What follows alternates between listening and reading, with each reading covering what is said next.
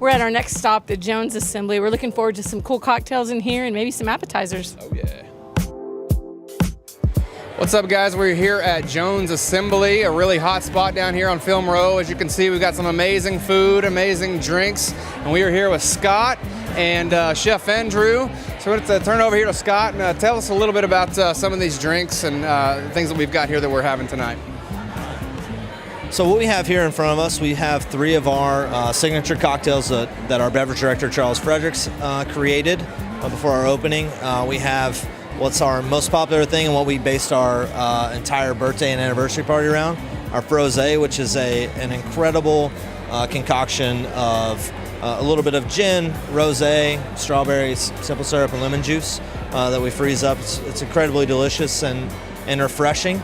Then we have our Disco Nap, which is kind of our playful take on a margarita that we take a little bit of El Jimador Blanco tequila, lime juice. We make a sage simple syrup and muddled blackberries, and we create a nice little kind of play on a margarita. And then we have our final kind of thing, which is a little bit of our ode to this neighborhood in Film Row, our Dagwell Dixie, which is a Dickel Rye pecan infusion that we do, along with a little bit of simple syrup, a trio of bitters, a little bit of orange, and a lot of fun. And those are our drinks. You know, we have a pretty robust cocktail program. We also have a separate cocktail bar upstairs called the Tea Room, which is a nod to the old Model Ts, and also the tea rooms of Prohibition era, where we have a totally separate menu, a little bit more out there menu. So we got a lot of places to just kind of have fun, try things out, drink a few things, and just kind of see what you like here. Well, thanks for having us. We really appreciate it. This is amazing.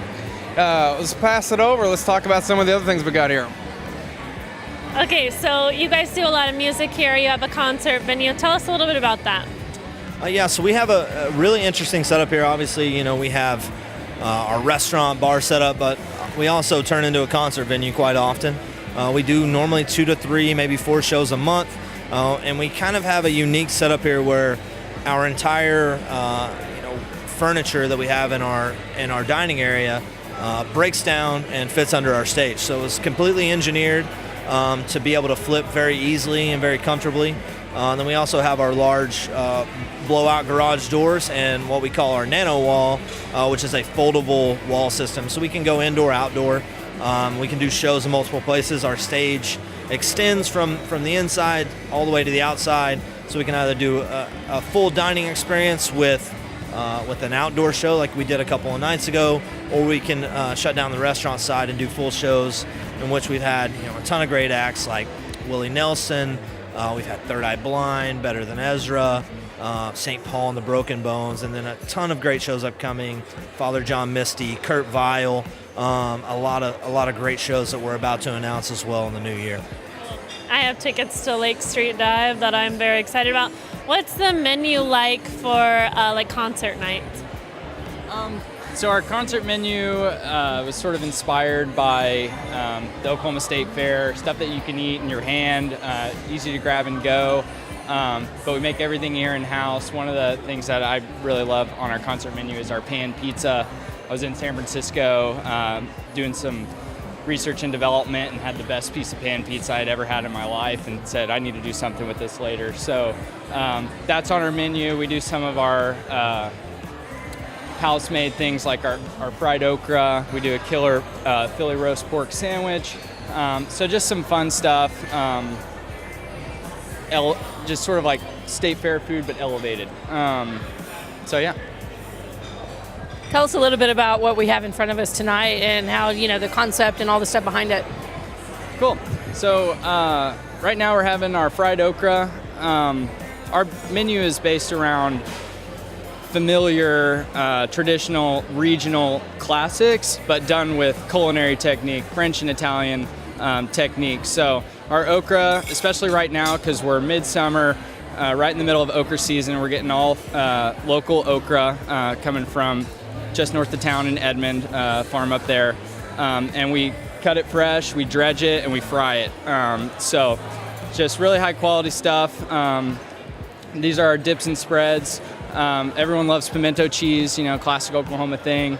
And we do our homemade wood-fired dough, which is essentially our pizza dough that we don't stretch all the way, and it puffs up into sort of like a pull-apart bread.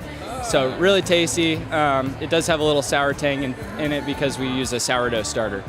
But generally the food here is it's built on familiarity, but with a twist. We like to do everything our way, but you'll always find some familiar flavors and ideas throughout. So, yeah.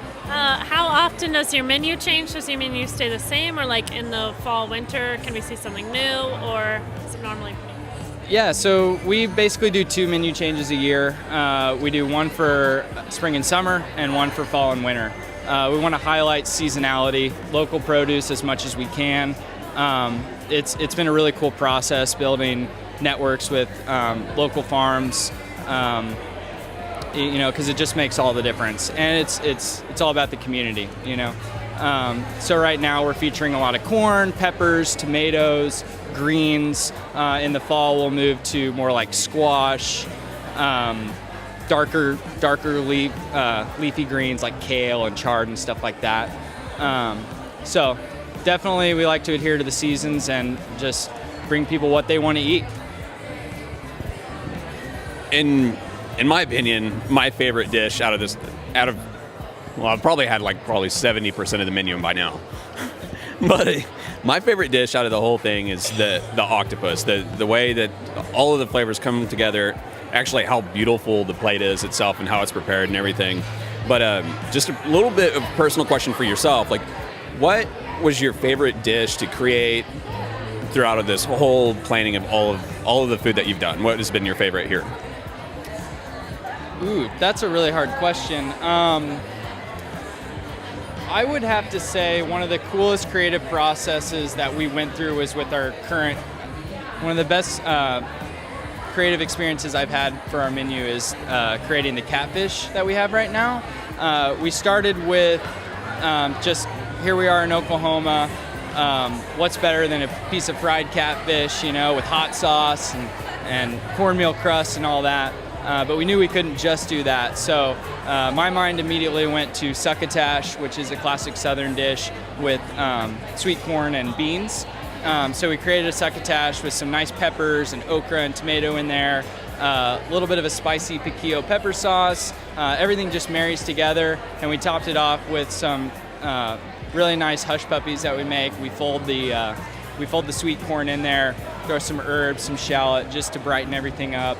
And that dish, it was actually something that Scott and I worked on quite a bit, just, going back to the drawing board, coming up with stuff, what does this need? And after a few weeks, we really feel like we nailed it, so. I think that is a fantastic dish, too. I completely agree. I would probably say it's some of the best catfish I've had in the state, for sure. Awesome. So, but another thing I would like to touch on is that the Jones Assembly squeeze. The Jones squeeze. I was pretty much squealing when I saw that come across my Facebook. I thought that was a really, really clever idea. And the fact that you could actually put it in a Capri Sun pouch and have it with you and stuff like that. It's like you're being like a little kid in the best adult way possible.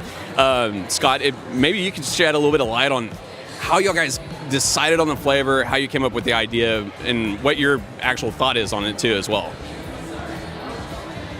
So the Jones squeeze was a really fun one.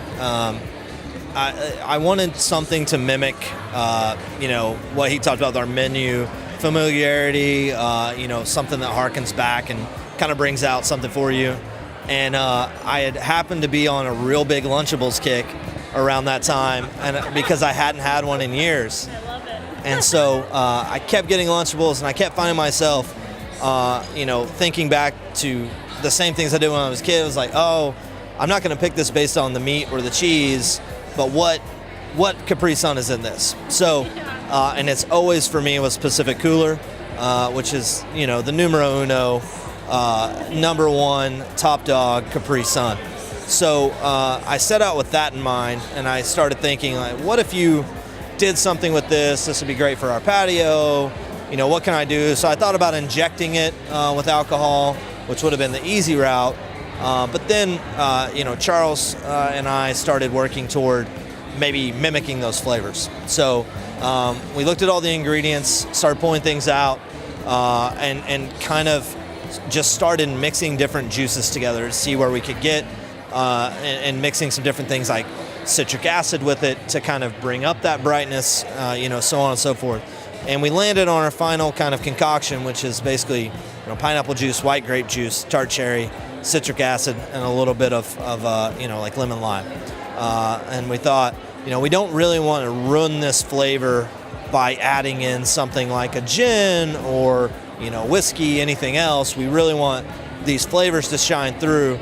So we went back to wanting to use vodka, and we thought, what better vodka right now than using something that's gluten-free and can really speak for itself, which is Tito's. So that was kind of it. And then the packaging came a little bit after that.